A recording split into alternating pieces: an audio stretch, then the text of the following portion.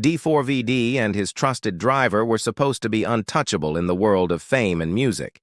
But one night, their lives collided with a nightmare no one could have imagined. A dismembered teen found in the trunk of D4vd's own Tesla, captured on security cameras and sparking a chilling investigation that would shock the world. The parking garage was quiet in the early hours of the morning, the kind of silence that only comes after midnight when the city outside finally slows down. Security staff made their usual rounds, walking past rows of cars, their flashlights bouncing across polished hoods. One vehicle stood out. A black Tesla with tinted windows sat in the corner of the third floor. Its hazard lights had been blinking for hours, draining the battery with each pulse of orange. At first, the guards thought little of it. People often forgot to switch off their lights, especially in expensive cars, equipped with too many automatic features. But as the nights stretched on, no one came to claim it. When the guards checked the registration, the system flagged the name instantly. The Tesla was registered to a well-known music artist, a young star whose songs dominated streaming platforms and whose sudden fame had made him a household name. This detail alone raised suspicions. Why would a celebrity's car be abandoned in such a state? Calls were made and police units arrived quickly, treating the situation with urgency. The flashing hazards gave the car an eerie presence, like a warning light left for anyone who dared to look closer. The officers approached carefully, knowing the reputation of the car's owner would turn this into a media frenzy if anything unusual was discovered. The windows were too dark to see through, and the vehicle was locked. They tried contacting the owner, but no one answered. After several failed attempts, the decision was made to open it. The security team provided access, and together with the officers, they slowly lifted the trunk. What they found was almost unspeakable. Large black garbage bags filled the compartment, stacked and forced into the limited space. The plastic was stretched and torn in places, and a faint smell leaked out before the air even settled. When one of the bags was carefully slit open, the truth revealed itself. Inside were dismembered human remains, packed hastily and without care, as though someone had tried to erase a person's existence by reducing them to parts. Even the seasoned officers stepped back, shaken by the gruesome sight. The garage that had moments before been filled with quiet hums of electricity and distant traffic now felt suffocating, as if the walls themselves were closing in. The discovery instantly transformed the scene into a crime zone. Yellow tape was rolled out. Flashing lights from police cruisers flooded the garage, adding chaos to the already disturbing atmosphere. The name tied to the car sent a ripple of disbelief through every officer present. Some whispered among themselves, unwilling to say it aloud as though speaking it would make the scandal real. News was inevitable, and they knew the moment this story broke, it would dominate headlines. Yet beyond the shock of celebrity ownership was something more haunting. The victim was not just a faceless body. Somewhere out there was a family waiting for answers, and the bags in the trunk carried those answers in the darkest form. Imaginable detectives knew the only way to unravel the mystery was to follow the eyes of the garage itself. Rows of security cameras covered nearly every corner, each one storing hours of footage that could reveal who had driven the Tesla into that space and what happened before it was left behind. The footage was pulled quickly, and officers gathered in a dimly lit monitoring room as the recordings played out across several screens. The first thing they saw was the car arriving shortly after midnight. The sleek Tesla rolled into the garage smoothly, its headlights casting long beams across the concrete floor. Nothing seemed unusual at first, but then the car parked in an isolated corner, far from other vehicles, as though deliberately avoiding attention.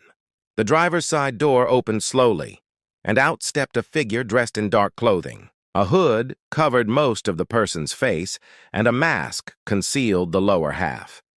For investigators, the disguise was unsettling but deliberate. Whoever this was, they didn't want to be identified. The person lingered by the car, glancing around with nervous movements before slipping into the stairwell. Minutes turned into nearly an hour before the figure returned, dragging what appeared to be heavy bags. The effort it took was obvious. Each step looked strained, and the shape of the bags was unmistakably irregular. They were carried awkwardly, suggesting they contained more than ordinary trash. The cameras captured every moment as the bags were stuffed into the Tesla's trunk. The soundless video seemed to shout louder than words, painting a disturbing picture of someone preparing to hide a terrible secret. Detectives replayed the footage over and over, studying every detail. The build of the figure, the way they walked, even the way they moved their hands became points of discussion. Some noticed a resemblance to the car's owner, the same slim frame and similar height. Others argued the movements seemed forced, like an impersonation. Was this a case of someone trying to frame the celebrity by using his own car, or was the footage showing him in disguise? The uncertainty thickened the air in the room. Even stranger was the fact that the cameras caught no one else entering or leaving the garage during that critical window of time. The figure acted alone, disappearing into the stairwell again after the bags were loaded.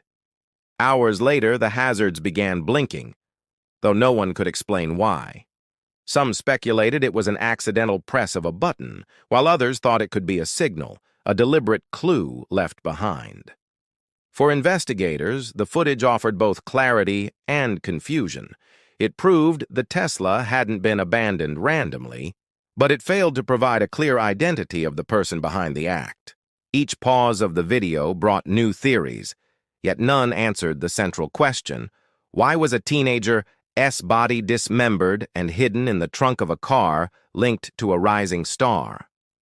The video was chilling proof of the crime, but it was also the start of a deeper and more dangerous puzzle. Once the body was identified, the investigation took a darker turn. The victim was a 17-year-old high school student, a teenager whose life had been full of ordinary routines and small dreams. Friends remembered a shy, ambitious young person who loved music and had recently become fascinated with the world of social media influencers and rising stars. The last sighting had been at a concert venue where the artist tied to the Tesla had performed. The teenager had been thrilled, bragging about having special backstage access and showing off messages that suggested a personal connection, though nobody outside the inner circle knew the full story. The teenager's disappearance had initially gone unnoticed in the larger flow of city life. Missing persons cases for young people often slipped under the radar unless there were immediate signs of foul play. Family and friends had begun to worry after several days of silence, filing reports and contacting local authorities. When the Tesla's trunk revealed the remains, the missing person report suddenly connected to a horrifying reality. The transition from concern to grief was immediate, leaving the family in a state of shock that no words could soothe. Detectives pieced together the teenager's movements in the days leading up to the disappearance. Surveillance footage outside the concert hall showed the teen arriving early, scanning the crowd nervously, and eventually slipping backstage through an unguarded door. Messages recovered from the teen's phone indicated excitement and trust, suggesting that whoever had lured them in held a position of authority, or at least familiarity. The digital trail left a haunting narrative. The teenager had sought an encounter, believing it would be harmless or even thrilling, not realizing the danger that awaited. Investigators also discovered that the teenager had mentioned in passing a special opportunity with someone in the artist's circle. The details were vague, but the references in texts and social media posts hinted at promises of private access, attention, and perhaps a chance to be noticed by someone famous. Those promises, which initially seemed innocent to peers and family, became sinister in hindsight. Each screenshot, timestamp, and message offered both clarity and heartbreak, documenting the teenager's final steps toward an encounter that would end in violence. The connection between the Tesla and the teenager created an immediate public frenzy. News outlets and social media exploded with speculation, debates, and accusations. Headlines linked the teen's death directly to the celebrity, though authorities cautioned against jumping to conclusions. Fans defended the artist, while critics demanded answers, escalating the pressure on law enforcement to untangle a web of fame, trust, and manipulation. Every day, the investigation revealed more pieces of the puzzle, yet each piece only deepened the mystery.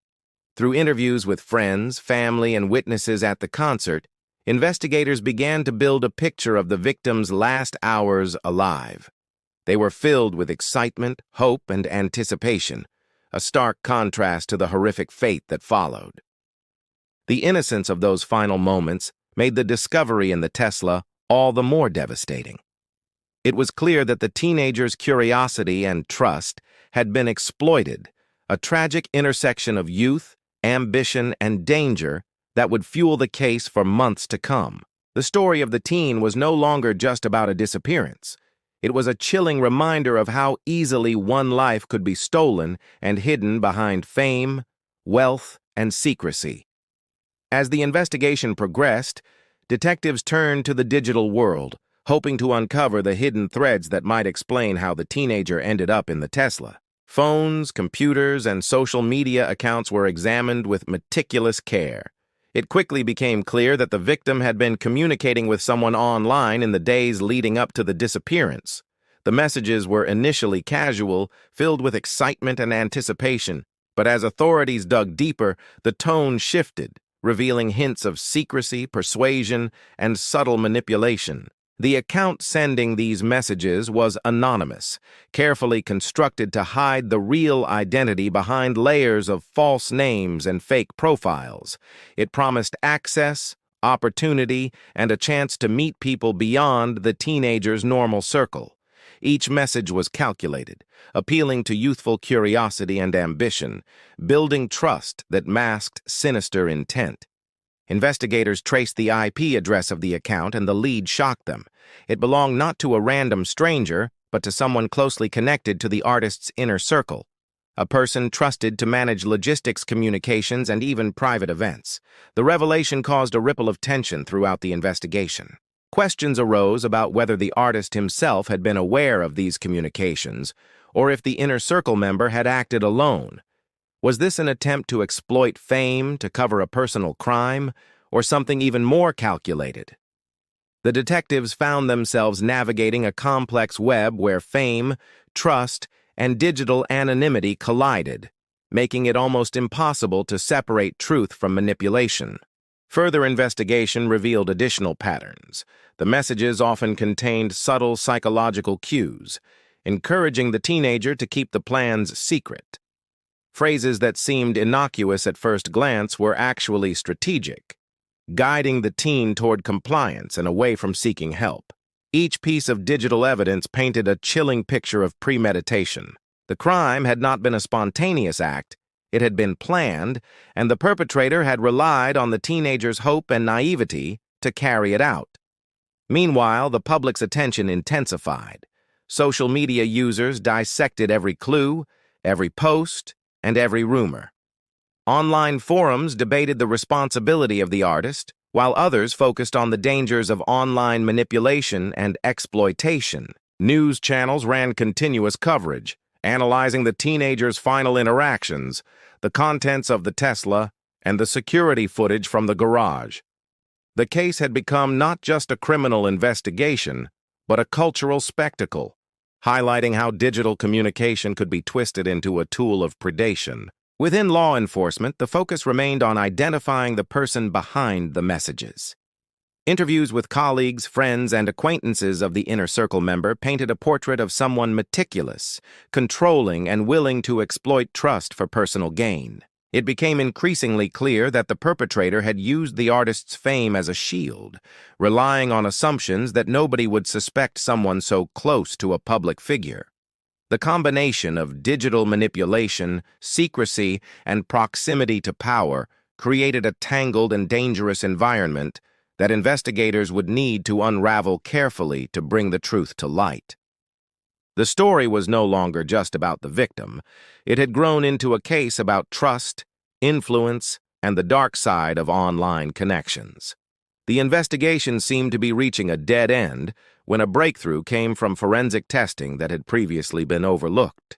Every surface of the garbage bags, every zipper and fold had been examined for fingerprints. Initial analysis had focused on the most obvious suspects, but new testing revealed prints that did not match the artist, nor anyone initially suspected. Instead, they matched the Tesla's personal driver, a man trusted implicitly by the celebrity and his management team. This discovery sent shockwaves through the case, turning months of speculation on its head. Detectives delved into the driver's background and uncovered a troubling history. He had a record of minor offenses, including fraud and impersonation, and had previously been involved in situations where he exploited access to powerful individuals for personal gain. Further investigation revealed financial difficulties and mounting personal pressures that could have motivated such a dangerous and calculated act. The more detectives learned, the clearer it became that he had used the artist's fame as a cover, counting on the assumption that anyone suspecting him would immediately think of the celebrity instead. The digital evidence was revisited in this new light. The messages that had initially seemed to come from someone within the artist's circle were indeed sent from an account controlled by the driver. He had manipulated both the teenager and the online perception of events to construct a scenario where suspicion naturally fell on the artist. By maintaining anonymity and leveraging his close access, he created a web of deception designed to hide his true involvement. Each message, each meeting, each detail had been part of a larger, chilling plan that now made sense in the context of his fingerprints on the physical evidence. Authorities also discovered that the driver had attempted to cover his tracks in subtle ways. Surveillance footage from other locations, deleted social media posts, and fabricated alibis initially misled investigators and complicated the timeline. It was only through painstaking cross-referencing of digital records, witness accounts, and physical evidence that the pattern of manipulation became clear. Every layer of deceit had been carefully constructed, yet each left a trace that eventually led back to him.